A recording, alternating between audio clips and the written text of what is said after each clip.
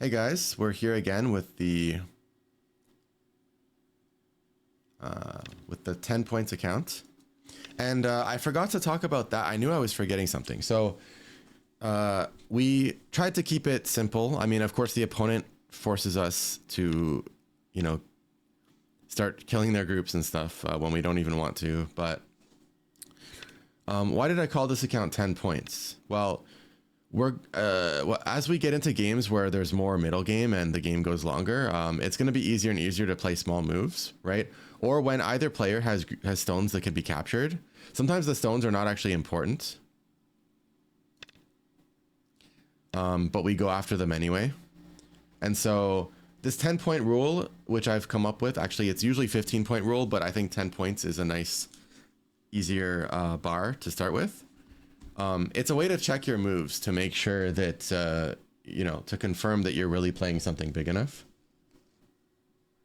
It can avoid tunnel vision a little bit and help us avoid small moves, stop us from just playing in the same place forever. So white played here. White needed to go here, extend. Whenever someone kicks you, you should extend. And then black would jump out here, and then white can extend. And I kick instead of pincering because we kind of already have a pincer. Like, it's already going to pressure the group. So pincering would be slightly redundant. So I prefer the kick here. So yeah, the way to punish this is to play one of these Hanes. And I guess this Hane above is fine. Let's do that. I think Hane below is also fine. Okay, that is interesting because now we can capture this. The question would be that, you know, is white going to get a good sacrifice? I don't think they are, though. I don't think they are. So let's just take it. They're only going to get one forcing move. They can't get two. That's why this is a bad sacrifice, because they didn't have time to extend it to make it 2 stones and get more sacrifice out of it. Because if they extended it, we wouldn't follow along. We would just Atari and break out on this side and rip white apart, and then these 2 stones would just be stranded inside doing nothing. So so that's fine. That's a good haul for us already. Maybe we jump here.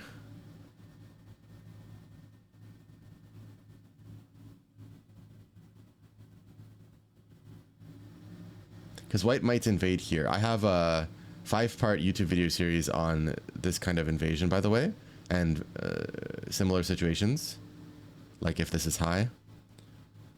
So white can go here because white has this one and this one. It's like white goes here, black attaches on top, but then white can go down and create Miai connections on the second line. Or white can bump along and Hane under. So this invasion works because of white here and white here. So let's start with a jump. It's kind of a meaningless peep. That's fine. This one. So whenever you see 2 jump shapes attached to each other like this, wedging the other person to create a lot of cutting points and prevent them from doing it to you can be a good idea. Of course, in this case, we're very solid, so they wouldn't be able to do it to us. So there's a chance that doing this could just be helping white, like 1, 2, 3. White got stronger. And then if we go after the single stone, so 1, 2, 3, 4. White just counter Ataris again and gives it up again. Feels like we're helping white get stronger. So let's think of some other ideas. What about just Hane under? That's kind of the same problem. We're very solid. This attach isn't really doing much to us in this case. So what about just pincering around here somewhere? There's a cut here. Even though white has the ladder, we could then counter Atari and break through here. So I think white would extend. Because I think if it goes like 1, 2, 3, I think black is going to be better, actually. We can't make a ko here and then cut or Atari, because when white captures, this is way too threatening. We need to keep our corner solid. So cut, extend. And then we go out somehow, right? Like push or diagonal. That actually looks okay to me. Let's try that. I mean, we also have pincering, but... Okay, let's try this. Okay, they didn't think at all. They didn't think even a little bit. This is good for black because it's only a false eye and we got a lot over here. Yoyomi now starts. Yeah. If you want to improve more, you shouldn't. I mean, they had time to think about that, so we can't confirm yet that they're like a blitzer. But okay. 9, 8, 7, 6, 5, 4, 3, 2, 1. Simple. Keep it simple. Why do the Q players always slide in when you can extend away? That's an interesting observation. Or they attach, but yeah, in this shape, it's usually more common to play here. There has to be a reason why everyone's doing this. So we can press here, or we can extend. 9, 8, 7, 6, 5, 4, 3, 2, 1. So we have a lot of options for this group to be healthy, like extending, pressing, jumping. So that's why I left it.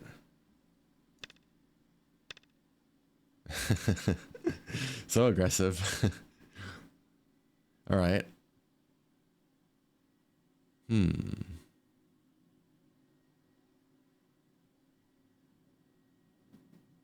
Okay, for simplicity, I'll use the classic method here. So 8, 7, 6, 5, 4, 3, 2, 1. I guess we could just pincer, jump. That was okay too. So we're going to attach. Whenever your opponent kicks and then immediately pincers somewhere here without reinforcing, then you can attach, extend. This is going to be the simple. There's a few different techniques like double approach or attach and hane, but this is going to be the classic and simpler one. Now we're going to cut here and it's going to be a sacrifice. So cutting here is actually going to shrink white's corner instead of giving them more. Keep in mind, white's going to respond inside and fill up their own territory, right? So it cancels out. Yeah. If they Atari this way, they're going to lose their stones. So this is the correct direction for white. White should go here again. Now we're going to get a lot of forcing moves. Notice that we lose 2, but they also fill up 2, so it cancels out. We didn't lose anything. Get this one. Get this one. And this one. Now we just fix our cuts. This actually does fix this one, by the way. Because if they try to cut, we can use this net or even this net. So if they cut, you guys can open an OGS demo board and play this out, by the way. I recommend doing a lot of tinkering with stones. It makes you stronger. You know, like playing things out, figuring out for yourself. You can pause and open up an OGS demo. 9, 8. Let's just ignore that. 6, 5, 4, 3, 2, 1. So if they cut, we can net here and they cannot break out. So you can play that out. 2 Yoyomis left. Also, we can net here. And then if they Atari and we connect and they go out again, we can re-net. And this turns into a crane's nest squeeze thing where they get captured. So I recommend you to go play that out. Okay, settling this group, right? So 9, 8. one way is just making a wall. Okay, we're kind of hard to attack already, and we're not going to get that many points around here, so I would rather just run around as our source of safety. What I really want to play is over here. I'll just use this one, it's simpler. Wow. Okay, so if they have this kind of high move here, and you have a stone there, you can actually cross-cut right over here, right at the waist. And start to punish. Cross-cut again to get the corner. If they like if they give you the corner in exchange for that stone, it's amazing for black. Even if you have trouble with this one, it's amazing for black. So they're supposed to connect here. Connect there means that we can still threaten a cut here.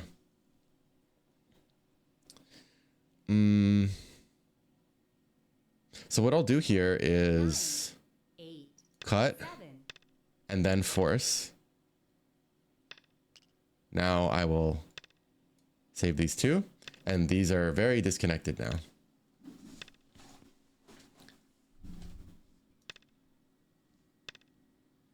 Yeah, so this is definitely good for black.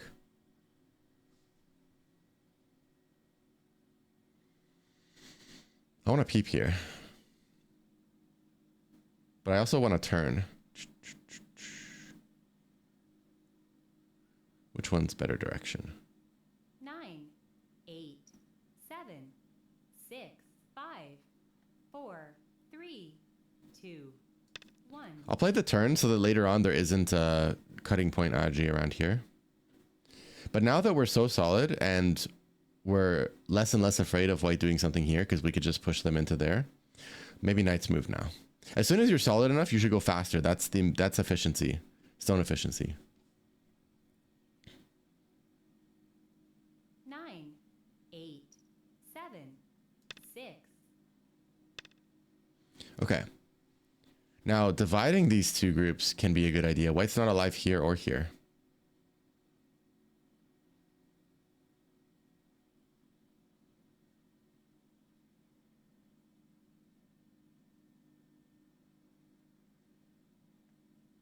So some kind of splitting move here.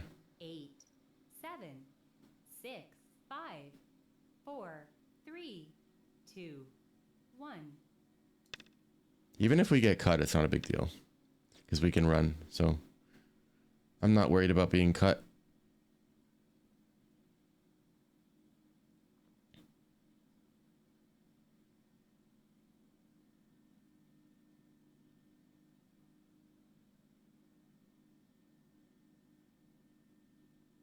Nine, 8, 7, 6, 5, 4, 3, 2.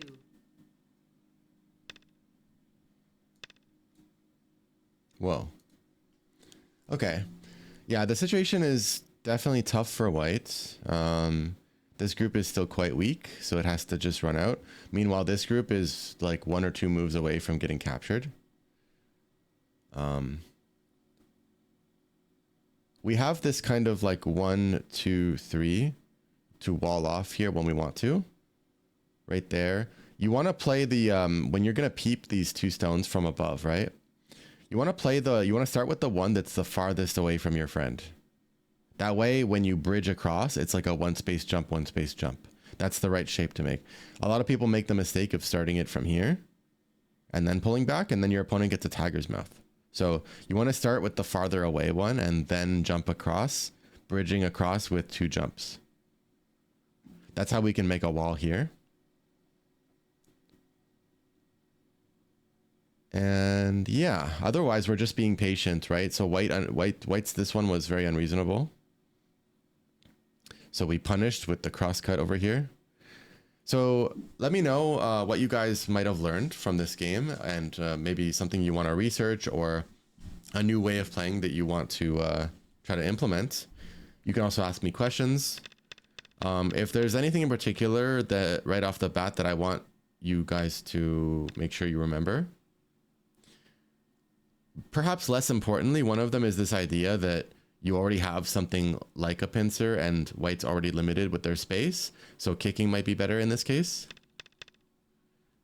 And if it wasn't new, if it's new to you, then yeah, you need to extend whenever you get kicked like this. You have to get more liberties, which also threatens to seal in the opponent. So black would jump out anyway, and then you can extend. But this one is like, it's kind of weird because even if I just Hane here, like white doesn't have any territory anyway. So it's like, what's the point of even approaching at that point? This is definitely good for black. You guys can also check out my videos that talk about the invasions here. And then this was an intentional sacrifice here.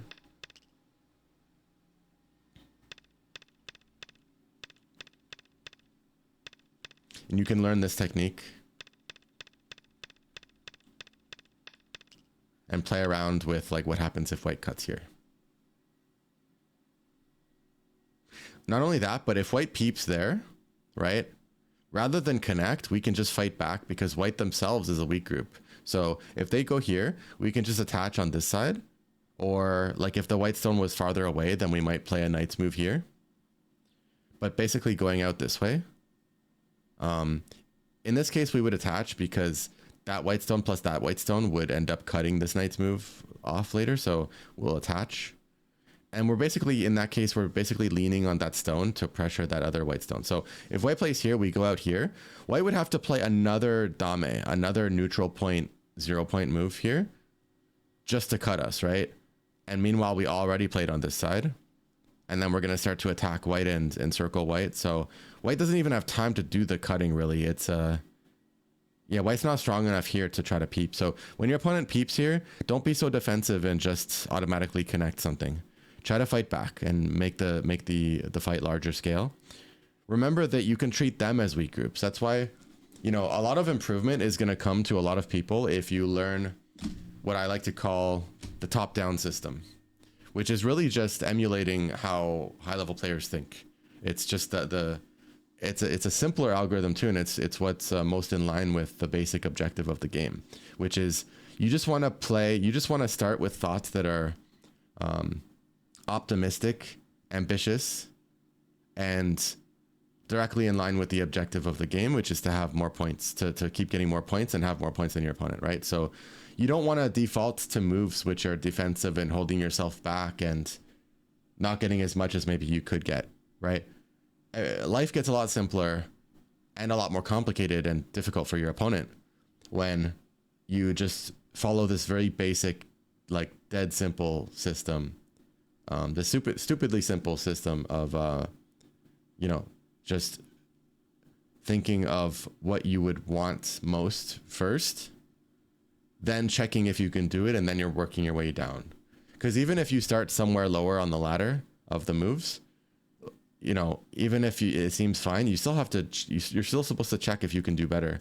So you end up wasting thoughts. Like, you waste thoughts down here on these humbler, like, figuratively, right? I mean, if we just imagine this represents the most ambitious moves, this represents the humble stuff. If you start somewhere in this realm, you're wasting time because you still have to think about these better moves.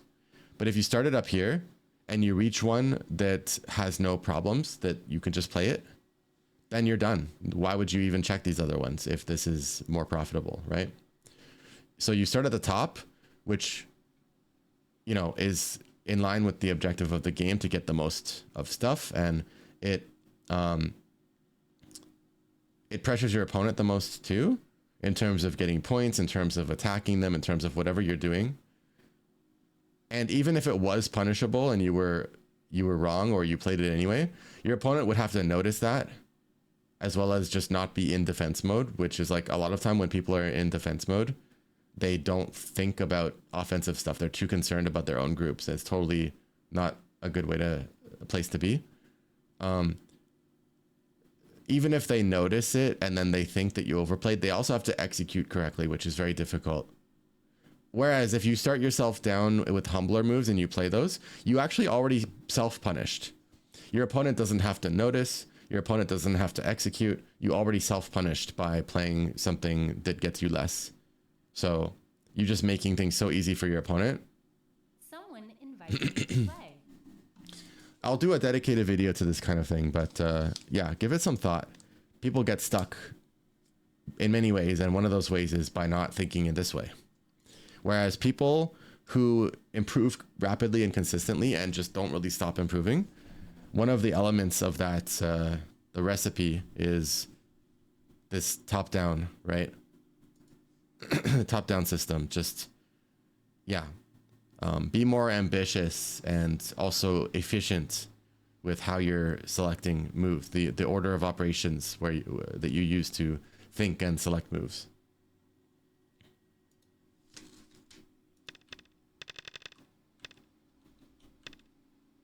Like, if you just automatically extend here as if like you're following your opponent's commands, then that's not good, right?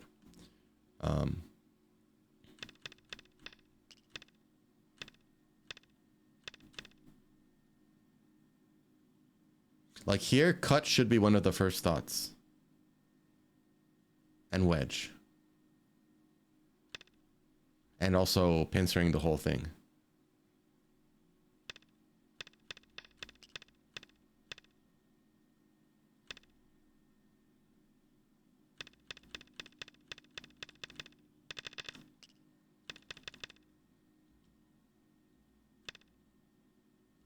Maybe this should be the first thought right here. But I chose to keep it simpler by just doing it like this. This one might be better anyway in this case. But yeah. So in this case, they just didn't see that there's a huge problem here. Okay. Yeah. Leave your questions and comments, right? I love to read and respond to those. And I'll see you guys in the next one.